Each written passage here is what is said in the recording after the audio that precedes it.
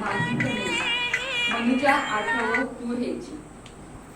काल आपण शायलूबाई म्हणजे त्यांचं नाव आहे आयरीन स्टीफन कोएलो यांना आपण अखेरचा निरोप दिला. त्यावेळेला देखील निसर्ग रडत होता. निसर्गाने रौद्र स्वरूप घेतलं होतं. आज आपण त्यांच्यासाठी ही सांत्वनपर प्रार्थना आणि श्रद्धांजली अर्पण करत आहोत. शायलूबाई यांचा जन्म 1947 साली 21 मे 1947 साली झाला.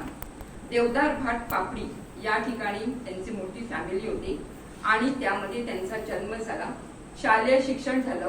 पुढे चांगल्या प्रकारे शिक्षण झाल्यानंतर या कोयलो गावामध्ये स्टीफन कोएलो यांच्याबरोबर त्या 7 मे 1972 साली विवाहबद्ध झाल्या.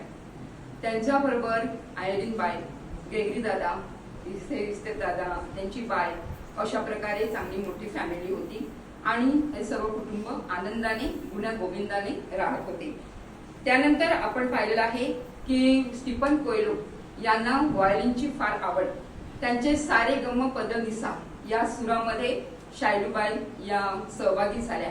त्या देखील सुरामध्येच गाऊ लागल्या. व्हायोलिन वाजवणे, त्याप्रमाणे कॅसिओ वाजवणे ह्या त्यांचा हातखंडा होता. वसई धर्मप्रांतामध्ये त्या पहिल्या व्हायोलिन वादक होत्या आणि धर्मग्रामामध्ये त्या सेवा देत असत. त्यांनी खूप मुले घडवली.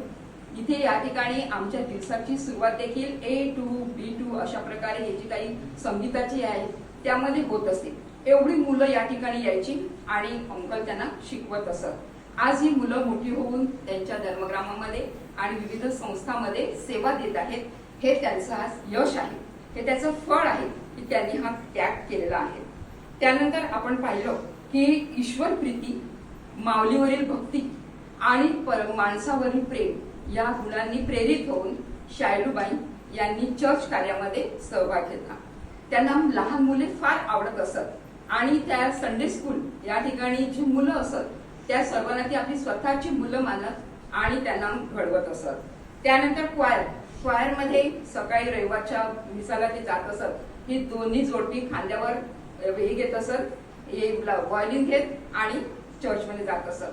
आणि त्यावेळेला लोक सांगायचे का चर्चचं दार उघडायला चालली का, परंतु त्या मनाला कधीच त्यांनी लावून घेतलं नाही.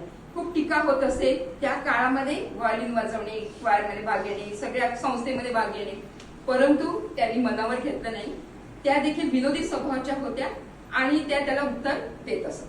त्यांची स्वभाव वैशिष्ट्य अशी का त्या स्पष्ट वक्त्या होत्या, अतिशय परखड बोलत असत आणि समोरच्या माणसाला काय वाटेल याची पर्वा न करता सर्व काही त्या सडेतोडपणे बोलत असत. अशा ह्या शायलूबाई यांनी धार्मिक आध्यात्मिकच कार्य केलं नाही तर त्यांनी ग्रामपंचायती सदस्य होत्या.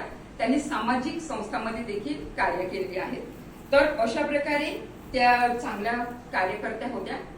खूप फिरत असत, खूप फिरायच्या, म्हणजे घरामध्ये कमी, चर्चमध्ये जास्त, अशा प्रकारचं त्यांचं जीवन पद्धती होती.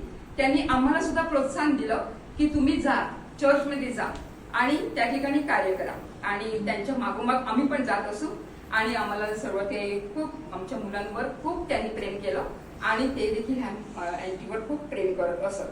तर त्यांचा हळूहळू थकत गेल्या आणि नंतर त्यांचा डायबिटीस वाढला. डायबिटीस वाढल्यानंतर त्यांचा खूप उपचार सुरू झाले. यामध्ये विशेष आठवण आपण करूया की आपण आपले डॉक्टर डेन्सली, डॉक्टर लीरा ह्यांनी पुढे मागे न बघता त्यांच्या एवढ्या बिझी शेड्यूल मधून सुद्धा ते दिवस रात्र एक करून ते येत असत आणि त्यांच्यावर उपचार करत असत. आपण इथे आल्यावर त्यांना कोणत्या तरी गोळ्या किंवा औषधं, सलाईन अशा प्रकारे नेहमी चालू असायचं.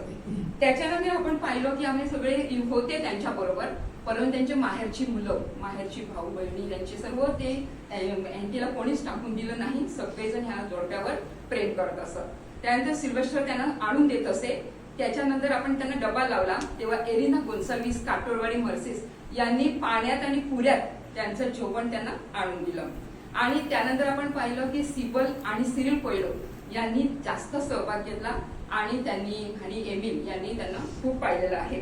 त्यानंतर आपण पाहिलं की या ठिकाणी खूप लोक त्यांच्या मदतीला येत असत कारण त्यांचा स्वभाव असा होता, सहकार्य वृत्तीचा होता आणि विनोदी होत्या. तर आज त्या आपल्या अनंतामध्ये विलीन झालेले आहेत. सगळे निसर्गाचे गुण त्यांच्यामध्ये होते. परोपकारी भावना होती, दुसऱ्याला देणं होतं, आनंदित करणं होतं, कार्यक्रम असो काय असो त्याच पहिला येत असत. तर अशा प्रकारचा हा निसर्गाचा गुण घेऊन त्याच्यामध्ये त्या आता विलीन झालेल्या आहेत, धरती मातीच्या खुशीमध्ये त्या विसावलेल्या आहेत. जशी आपण असं गाणं म्हणतो की तृषित हरिणी जशी तळमळी प्रभूच्या भेटीसाठी, तर तृषित हरिणी जशी तळमळे पाण्याच्या ओघासाठी, तसाच माझा जीव तळमळे देवाच्या भेटीसाठी. त्या देवाच्या भेटीसाठी गेलेले आहेत. परमेश्वर त्यांना स्वर्गराज्य बहाल करणारच आहे. तरी आपण त्यांच्या पापांची आपण क्षमा मागूया आणि परमेश्वर त्यांना सार्वकालिक जीवन द्यावं हीच प्रार्थना. धन्यवाद.